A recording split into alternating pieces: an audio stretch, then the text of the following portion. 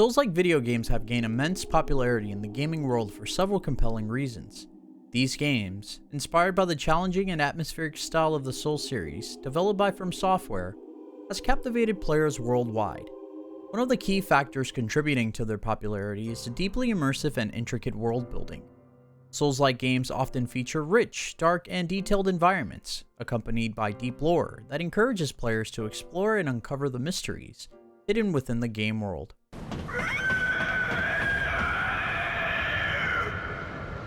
Moreover, the challenging gameplay mechanics of Souls-like games have struck a chord with gamers seeking a more demanding and rewarding experience. These games are known for their punishing difficulty, requiring players to master precise timing, strategic combat, and intricate enemy patterns. Overcoming these challenges provides a sense of accomplishment and satisfaction, making the games highly rewarding for players who enjoy overcoming tough obstacles. Games like Code Vein, Mortal Shell, and to some extent, the Nioh series, have served as excellent examples of Souls-like games inspired by the genre. However, outside of From Software's incredible and remarkable catalog, many other Souls-like games, in my opinion, have been subpar at best. The situation has often made it seem like only From Software has the ability to create quality Souls-like games. Yet, occasionally, a team of inspired developers from a lesser-known company comes together to create something that, in some cases, revolutionizes the genre in a fantastic way.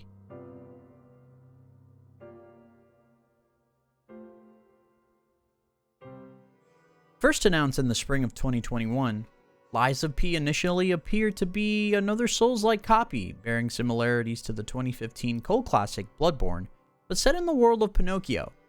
And not the familiar Pinocchio from the Disney adaptation, but the original character from the 1883 children's novel called The Adventures of Pinocchio. Over 2 years later, a demo was released, and after investing nearly 5 hours into it, I found myself captivated. A few months later, Lies of P was finally released, coinciding with what could be argued as one of the greatest years in video game releases. He ain't lying. Despite facing intense competition, Lies of P intrigued me immensely, and I was extremely excited to dive into it. Welcome to Hotel Krat. Lies of P tells the story of Pinocchio, a robotic puppet who differs from other puppets due to his ability to lie, which becomes significant during crucial story decisions. You can't lie. So tell me, puppet, where is Shrek? Puppets were invented in the city of Krat, thanks to the discovery of a revolutionary power source called Ergo beneath it. They soon became ubiquitous throughout the city, handling menial labor for the populace. Foremost among puppet inventors were Lorenzo Vanini. There you are, my boy. My savior, yes, that's the word. And the legendary Geppetto. You've returned. Forgive a sentimental father for worrying about his son. To prevent puppets from becoming a threat, they were bound by the Grand Covenant, which is a code that forbids them from lying or attacking humans. A puppet may not harm humans. However, one day, the puppets rebel against the Covenant, leading to a brutal massacre in the city of Krat. Additionally, Krat is plagued by a mysterious and incurable disease called petrification, which blinds its victims before petrifying and eventually killing them. In some cases, it can also mutate them into horrifying monsters. This backdrop sets the stage for a gripping and dark narrative in Lies of P. As Pinocchio navigates through Krat, he confronts not only the puppets, but also a faction known as the Stalkers, deranged humans wearing animal masks, who have gone mad and now attack any puppet on sight. Two prominent members of this group are the Red Fox and the Black Cat, both of whom keep a close eye on our protagonist. Pleased to see you, my stalker friend. Additionally, he battles mutated citizens transformed into monstrous beings by the petrification disease. Honestly, as someone who's never delved into the adventures of Pinocchio during my childhood, I find that Lies of P does an excellent job of narrating the story without leaving me feeling lost. Unlike games such as Dark Souls or even Bloodborne, You think now to betray me. where the narrative is mainly conveyed through items and occasional dialogues from characters, Lies of P employs a similar approach but provides more comprehensive information and a clear direction for the storyline. Please find that old man. And do take care of yourself out there. Don't get me wrong, I appreciate games that sometimes let players explore and piece together the narrative on their own. Games like Dark Souls and Bloodborne often require multiple playthrough to fully grasp the intricacies of their worlds. However, Lies of P simplifies the storytelling process in a way that feels inviting and accessible, which I found refreshing and enjoyable. When it comes to gameplay, Lies of P keeps things fairly straightforward with its combat and its level design, but adds some unique twists that set it apart from the games it draws inspiration from. If you've dabbled in Souls-like games before, especially titles like Dark Souls or Elden Ring, you'll find Lies of P to be comfortably familiar. It's also worth mentioning that although this game looks like Bloodborne in many ways, it plays a lot closer to the games I mentioned earlier. Pinocchio wields a variety of weapons, including swords and axes, to battle his enemies. He can dodge and block incoming attacks, and well-timed block triggers a perfect guard, negating damage and often destroying the enemy's weapon, a mechanic reminiscent of Sekiro. In addition to traditional weaponry, Pinocchio sports a mechanical arm called Legion Arm, which can be equipped with gadgets like a grappling hook for luring enemies or flamethrower. It gives you the vibe similar to Nero from Devil May Cry 5, especially when you unlock the final version of the grappling hook, allowing you to swing in the air and perform moves akin to Devil May Cry's Helmbreaker. Each weapon type, whether light or heavy, triggers different moves. Pinocchio can unleash a flurry of attacks with lighter weapons or deliver powerful blows with larger ones. As you progress, you gain the ability to combine weapons, offering a plethora of creative combinations. Initially, this feature felt exciting due to the numerous possibilities it presented, but over time I found myself gravitating towards boss weapons. They simply felt superior, and in some cases more satisfying to wield. One standout feature is the lying system, where the choices you make during specific moments impact the unfolding events, leading you to 3 distinct endings. This system injected a palpable sense of anxiety into my gameplay experience. Games that can make you feel genuinely nervous about your choices often pave the way for intense and surprising outcomes, adding an extra layer of depth to Lies of P's narrative. Lo Zero, the creator's name is Geppetto. One can't make these things up. I'm sorry, Dad! The level design in Lies of P is great as well. As someone who's been waiting for Sony to grow a pair and give us a Bloodborne remaster, I found myself immersed in similar Victorian-era vibes while exploring the game world.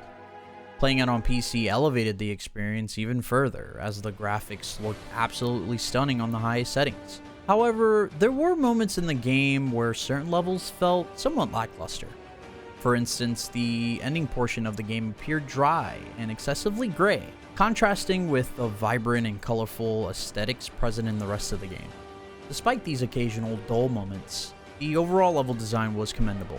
The enemies of Lies of P were undeniably impressive. If you're someone who feels uneasy around puppets, this game might genuinely give you the chills.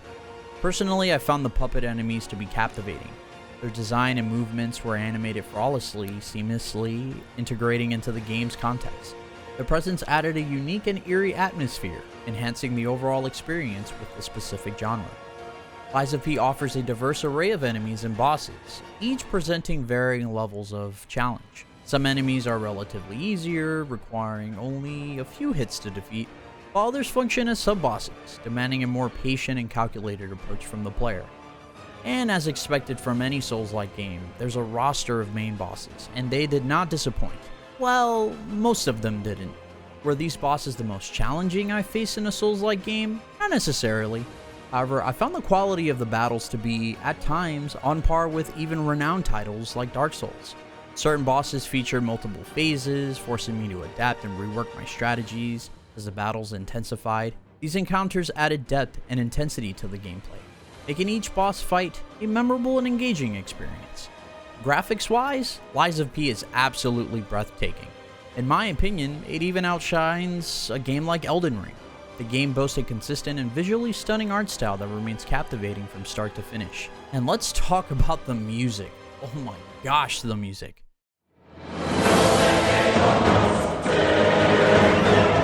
It's evident that a significant amount of time and love went into crafting the soundtrack. The music not only complements the game seamlessly, but also feels like an integral part of the experience, perfectly in tune with the game's atmosphere. Furthermore, the voice acting in Lies of P is remarkably well done. All puppets must die. Every single one. The characters come to life thanks to the excellent voice performances, making them truly memorable. Can a puppet and a human fall in love? All of these elements combined make Lies of P, in my opinion, the most visually impressive Souls-like game currently on the market. The game does offer New Game Plus, which I haven't finished yet, but I can tell you that if you're seeking a tougher, more challenging experience, diving into New Game Plus is a must. Enemies hit harder, and bosses are noticeably more resilient than the initial playthrough. At times, they might feel a bit too sturdy, making the boss fight seem prolonged and potentially overstaying their welcome. However, despite this, it does add up to an enjoyable and engaging challenge overall. In summary, every time I wrapped up my gaming session with Lies of P, I found myself yearning for more, a testament to how incredibly enjoyable the game is. Each boss encounter, every new location I explored felt better than the last, well, except for that final section, which left a slight dent in the otherwise flawless experience, but the game's addictive gameplay and compelling story kept me eagerly anticipating the next twist and turn. The team at Neowiz truly hit it out of the park with Lies of P. In my opinion, it stands out as a strong contender for Game of the Year. It's a masterpiece that even caught me off guard, establishing itself as one of the finest Souls-like games available in the market today. If you're a fan of the genre, chances are you've already delved into this game and played it multiple times, but it's worth emphasizing just how exceptionally well crafted it is. It's that good. You're always welcome here at the hotel. So, that's my review on Lies of P. I hope you enjoyed it and found it helpful, but now I want to hear from you. Have you played the game yet? What did you think of it? Did you agree with my review, or did you have a completely different experience? Let me know in the comments section below. I'm always interested in hearing different perspectives and engaging in conversations about games, so don't be shy. Whether you loved the game or had some issues with it, I want to hear from you. So share your thoughts and opinions, and let's have a conversation. Take care, stay safe, and I'll see you next time.